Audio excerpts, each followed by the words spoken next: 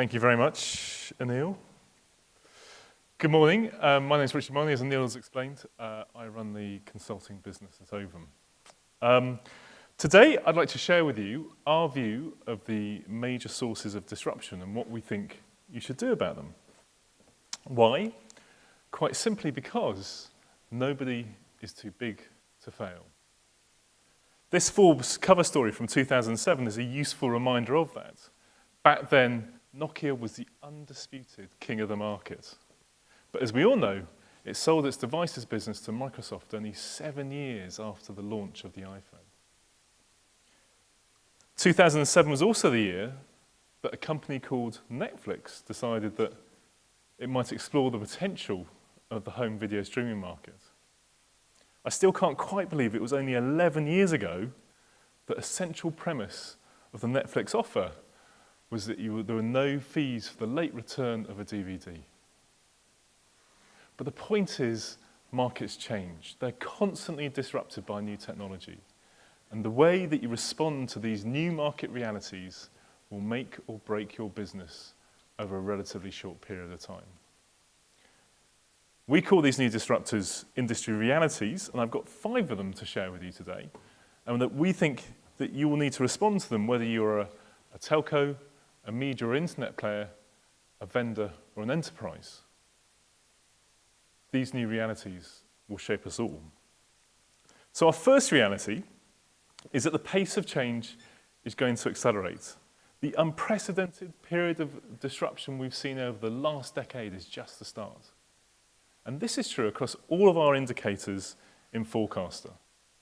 In the next 4 years, we will add another billion cellular connections to networks globally. The last billion took 5 years. The number of devices in our homes will explode, doubling in only 5 years. Whilst astonishingly, network traffic is going to double in only 2 years. Our media consumption habits are going to change quite dramatically. Not only are we going to watch more video, it'll be in higher definition on more devices and across more channels. The net effect we think is that this year, on average, telcos will grow about 8%. 1%. In stark comparison, the major internet companies are growing about 400% since 2009. The very top performing telcos have been growing at about 4%, and they've achieved that through really exposing their markets to fast-growing economies. So on the one hand, we're in a position where demand for the telco products have never been higher, but on the other, the extent and depth of disruption by the internet players mean that growth through the status quo is highly unlikely. What then are the other sources of disruption that we can harness in order to find some form of continuous growth? And our second reality is that a new internet will be built and owned by only a handful of internet companies. These companies already operate substantial infrastructure, but clearly their ambitions are growing. For example, since 2010, Google has launched 4 subsea cable programs. But with an investment program worth $30 billion in the next 3 years, and with an ambition to double network capacity every 2 years, Google will launch 9 subsea networks. And all of the internet companies have a similar investment profile. Facebook, Amazon, SpaceX are all working on connectivity. And it's not just fixed connectivity, it's mobile as well. I mean, the rumors are that Facebook will launch its first satellite next year. And then this will be followed probably by an Apple satellite, and then maybe even a few hundred or a few thousand satellites from SpaceX. To give you a sense of scale, research from our forecasting team has found that by 2022, 27% of the spend on network infrastructure worldwide will come from 32 internet players. That's quite a dramatic shift. But the consequence of the new internet in the consumer market isn't all that great. You might miss out on some of the growth in the video market, but it's in the enterprise market where the consequences are more material. And that's because enterprises that connect to Amazon or Alibaba clouds can dramatically simplify their networks. And we estimate that over the next 5 years, this will wipe off about $2 billion off the MPLS market, which is worth about 23% of its market value today. So clearly, there are new ways of working needed in order to work with these new internet players. Our third reality is a frictionless one, by which we mean our interaction with technology is going to be far more natural. And we think that augmented reality is a really good example of that new frictionless relationship we expect. We forecast that next year, 95% of Apple devices will be AR capable. And if you've missed it, glasses are back in a really big way. Facebook, Apple, and Google are all said to be working on new glasses to be launched by 2021. Whether or not you think that glasses are going to be a success or not, technology will be presented in a far more natural way, projected onto walls, in heads-up displays, and controlled by voice and gesture. But because these devices are projectable and bendable and don't have such large computational requirements, we think that the dominance of the smartphone is going to decline in the house. So the reality is that we're going to have households with many, many more devices that track your every browsing session, your every activity, and your every move. And that's a future that throws up many more questions, because our fourth reality is an artificial one. Just to make sense of this growing data set about who you are, what you do, and what you think, artificial intelligence will permeate every aspect of our lives. Our sister company, Tractica, who specialize in AI, has forecasted that spend on AI will grow to $63 billion by 2023. This growth in spend in AI is fueled by future digital services that use ever smarter customer service agents, digital assistants to customize routine services and to deliver new digital services at scale. The trade-off will be that your digital service provider will know you better than you know yourself. So the question for us is, are we going to be happy to give up more of our privacy for better digital services? Now, Ovum's research has recently identified that 1 in 4 consumers is happy to give up more of their privacy in order to get better services. So I think in the round, we probably will give up more of our privacy, but we'll want greater transparency of how our personal information is used. However, there's a growing segment of our society whose concern that goes beyond AI's impacts on privacy and is focused on AI's impacts on our society. For example, Mike Haldane, the chief economist at the Bank of England, has recently said that 15 million jobs, and that's about half of the jobs in the UK, are at risk due to automation. I'm more optimistic, and that's because our era is not the first to go through significant technology change. In the 1800s, 80% of our jobs were in agriculture compared to 2% today. In the textile industry, the Luddites revolted when the spinning jenny was introduced. But as we know now, the mechanization of these industries did not ruin our society. by and large, technology creates new jobs as it displaces them. If that wasn't true, the 200% productivity gains we've made through technology over the last 200 years would have meant we were all out of work years ago. That's not to say that we don't have winners and losers at every point of transition. Of course there are, and of course that has to be managed. After all, the printing press did you no favors if you were a scribe, but on the other hand, it did create the entire publishing industry. But there are dangers with AI that we have to be mindful of. And we've been warned by this chap, Elon Musk, that engaging with AI is the equivalent of summoning a demon. Headline-grabbing stuff. But if you read on, what he goes on to say is that there's a risk of a concentration of power. And he specifically calls out Amazon and Google. And I agree with him on this, that we do need to be mindful of that.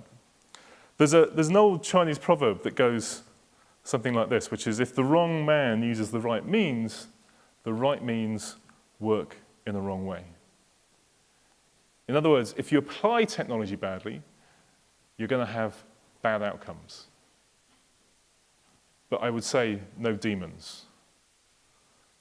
But if you look at what's happening in China, the government is working on a new social credit system whereby every person's online behavior is being tracked.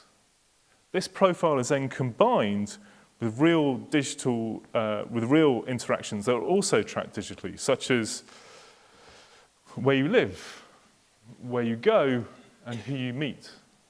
And from here, a profile of social sincerity is then derived. And then that's used much like a credit rating, or a more advanced credit rating. And I find that a challenging scenario because I think that that's really getting into individual social behavior. But then again, perhaps 100 years ago, I would have thought that a credit rating was an odd thing to have. AI will certainly challenge our ethics, but that shouldn't stifle our considered progress. But the very worst AI scenario I can think of is that we construct a digital panopticon. A panopticon is a prison design whereby one guard can observe all of the inmates without the inmates knowing that they're being watched. And here's a lovely example of a prison in Mexico. But this is, for me, the very definition of a concentration of power and top-down control. But when I stand back from it all, as we discuss AI, my view is that such a concentration of power is unlikely.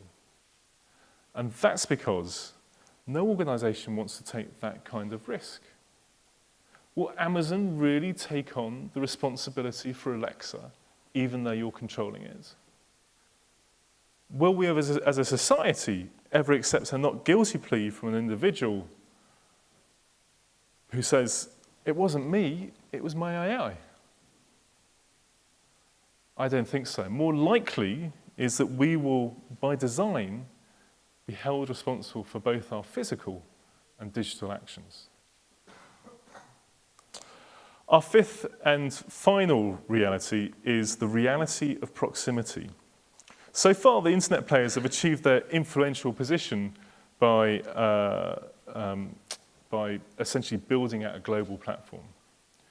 And the next stage of our industry's evolution will be a push for locality. And that's because computational requirements have got so intense, location requirements so intense, and that data has also got so big that latency and the proximity of computing power has become the next service challenge. So let me give you a couple of examples. If you want to move 100 terabytes of data, which doesn't sound all that much to me, over a 1 gigabit connection, that's going to take you 100 days. If you want to turn on a digital light bulb as if you are turning on a regular switch, that requires a latency performance that you're not going to be delivered out the cloud. And when you're traveling in an autonomous car, you won't need me to remind you of the importance of exact and precise location data. The cure-all to all these limitations is the proximity of computing power to the consumer. And that's why we think that some computing power will be redistributed from centralized data centers to local aggregation points, such as the broadband network, the enterprise site, and even the home. And we've seen the very first examples of the internet players moving out of their global platforms and starting to move towards the edge as they look to solve this problem.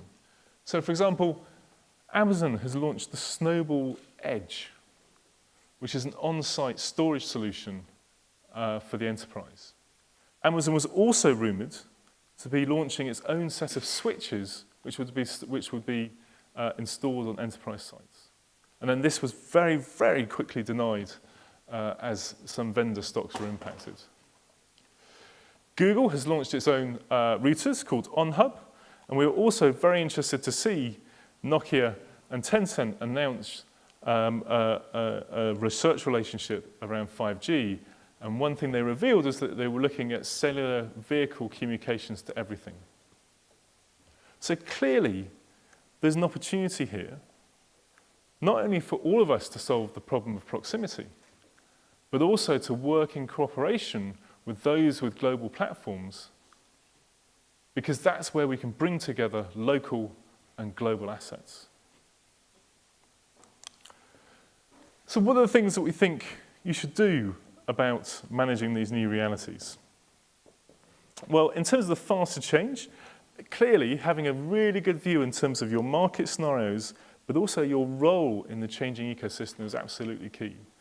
Because what else is happening is not just moving faster, the market is fragmenting more quickly. And what we're finding is clients are coming back to us with these end-to-end propositions that we don't think can be sustained. The capital just isn't available to be end-to-end, and therefore a very focused strategy is needed. Well, not, I mean, some organizations have the capital, but that's a very small number. And obviously at Ovum, that's what we do. We help you through this period of change. We can help you develop those scenarios, and we can help you choose the best scenario. In terms of the new internet reality, there are definitely new wholesale models appearing. For example, we've heard that Tencent actually has some software in China Mobile's infrastructure at the third layer. In the enterprise space, then obviously looking to sell Amazon and other cloud services is a good thing, but bring together local management, but also management across multiple service providers, the cloud-to-cloud strategy we think is effective. In a frictionless reality, there's going to be a lot more technology in the home, and it's going to happen quite quickly, and it's going to get messy very quickly. The consumer is likely to be relatively confused, and there's a fantastic opportunity to help bring those services together and bring simplicity into the home, and we think that is an effective strategy. In artificial reality, obviously your service needs to be intelligent. It needs to be able to be customized, it needs to be able to personalize, and we also think that there's a role in terms of privacy management around the consumer. And taking on this role of service broker as well, we think is important. So not just delivering your own service, but being able to hand off services to Siri or Alexa, or take instruction from Siri and Alexa is equally as important. And in terms of a local reality, invest in the edge, investing in compute, and there will undoubtedly be new ways of working with the internet players emerging here, and we think that's very positive. If you're a telco, get really good at connectivity and get in selected investment in terms of 5G. Really make sure you make use of those latency advantages. So when I stand back from all this, I have some optimism, actually, because, and this may be a little bit early to call, but what you can see is that there's a move from, if they said the last 10 years has all been about the global platform, there's a move across products, across service, across delivery, that's all about being more local and being closer to the customer. And I think that will generate revenues outside of the status quo. And I think that's the basis of our industry growth going forward. Thank you very much.